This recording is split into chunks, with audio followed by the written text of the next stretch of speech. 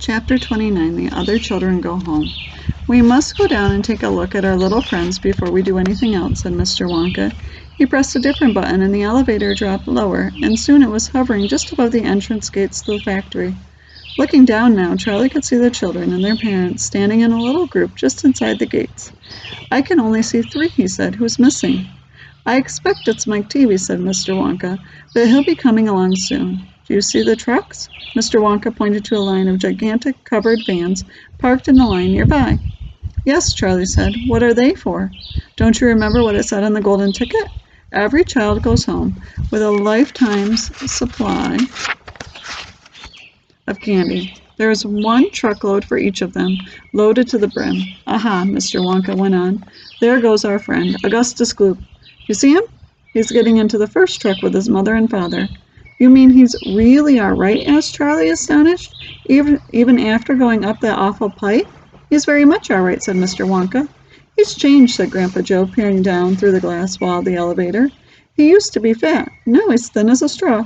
"Of course he's changed," said Mr. Wonka, laughing. "He got squeezed in the pipe, don't you remember? And look, there goes Miss Violet Beauregard, the great gum chewer.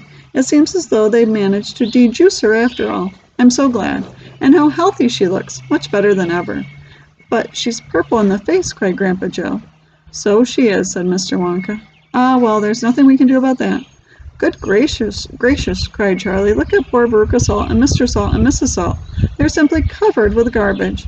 "And here comes Mike Teavee," said Grandpa Joe. "Good heavens, what have they done to him? He's about 10 feet tall and thin as a wire." "They've overstretched him on the gum-stretching machine," said Mr. Wonka. "How very careless of them." "But how dreadful for him," cried Charlie.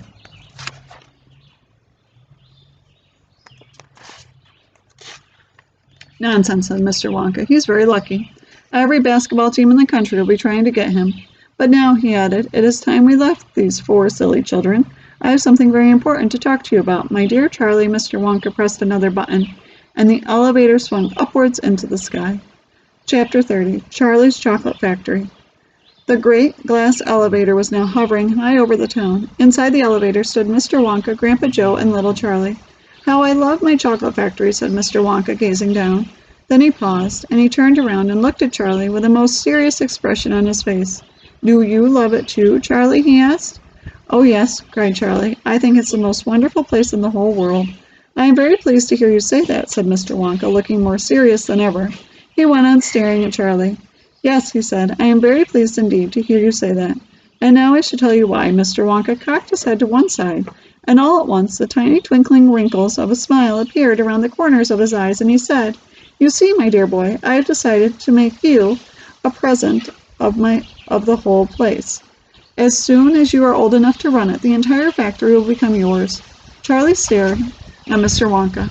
Grandpa Joe opened his mouth to speak, but no words came out. "It's quite true," Mr. Wonka said, smiling broadly now. I really am giving it to you. That's all right, isn't it?" "Giving it to him?" gasped Grandpa Joe. "You must be joking." "I'm not joking, sir. I'm serious." But, why should you want to give your factory to little Charlie?" "Listen," Mr. Wonka said. "I'm an old man.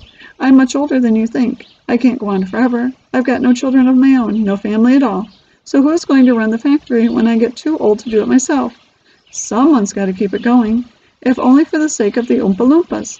Mind you, there are thousands of clever men who would give anything for the chance to come in and take over for me. But I don't want that sort of person. I don't want a grown-up person at all. A grown-up won't listen to me. He won't learn. He will try to do things his own way and not mine. So I have to have a child. I want a good, sensible, loving child. One whom I can tell all my most precious candy-making secrets to while I am still alive." "So that is why you sent out the golden tickets," cried Charlie. "Exactly," said Mr. Wonka. "I decided to invite 5 children to the factory, and the one I liked the best at the end of the day would be the winner." "But Mr. Wonka," stammered Grandpa Joe, "do you really and truly mean that you are giving the whole of this enormous factory to little Charlie? After all—" "Well, there's no time for arguments," cried Mr. Wonka. "We must go at once and fetch the rest of the family. Charlie's father and his mother and anyone else that's around. They can all live in the factory from now on. They can all help to run it until Charlie is old enough to do it by himself. Where do you live, Charlie?" Charlie peered down through the glass elevator at the snow-covered houses that lay below. "It's over there," he said, pointing. "It's that little cottage right there on the edge of the town, the tiny little one." "I see it," cried Mr. Wonka, and he pressed some more buttons, and the elevator shot down toward Charlie's house. "I'm afraid my mother won't come with us," Charlie said sadly. "Well, why ever not?" "Because she won't leave Grandma Josephine and Grandma Georgina and Grandpa George." "But they must come too." "They can't," Charlie said. "They're very old, and they haven't been out of bed for 20 years." "Then we'll take the bed along as well, with them in it," said Mr. Wonka. "There's plenty of room in this elevator for a bed." "You couldn't get the bed out of the house," said Grandpa Joe. "It won't go through the door." "You mustn't despair," cried Mr. Wonka. "Nothing is impossible. You watch." The elevator was now hovering over the roof of the Buckets' little house. "What are you going to do?" cried Charlie. "I'm going right on in to fetch them," said Mr. Wonka. "How?" asked Grandpa Joe. "Through the roof," said Mr. Wonka, pressing another button. "No!" shouted Charlie. "Stop!" shouted Grandpa Joe. Crash went the elevator, right down through the roof of the house, into the old people's bedroom. Showers of dust and broken tiles and bits of wood and cockroaches and spiders and bricks and cement went raining down on the three old ones who were lying in bed, and each of them thought that the end of the world had come. Grandma Georgina fainted. Grandma Josephine dropped her false teeth. Grandpa George put his head under the blanket, and Mr. and Mrs. Bucket came rushing in from the next room. "Save us!" cried Grandma Josephine. "Calm yourself, my darling wife," said Grandpa Joe, stepping out of the elevator. "It's only us."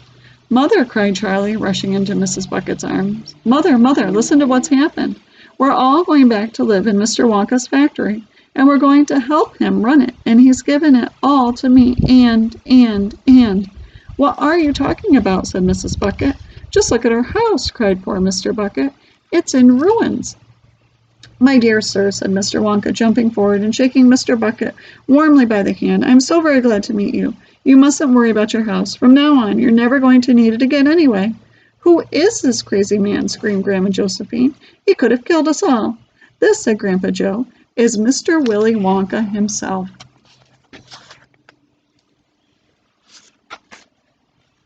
It took quite a time for Grandpa Joe and Charlie to explain to everyone exactly what had been happening to them all day, and even then they all refused to ride back to the factory in the elevator. "I'd rather stay right here in my bed," shouted Grandma Josephine.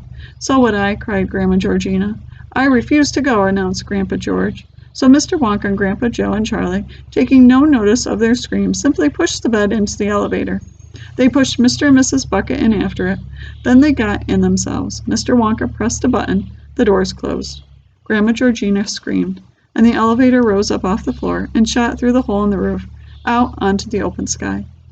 Charlie climbed onto the bed and tried to calm the three old people who were still petrified with fear. "Please don't be frightened," he said. "It's quite safe, and we're going to the most wonderful place in the world."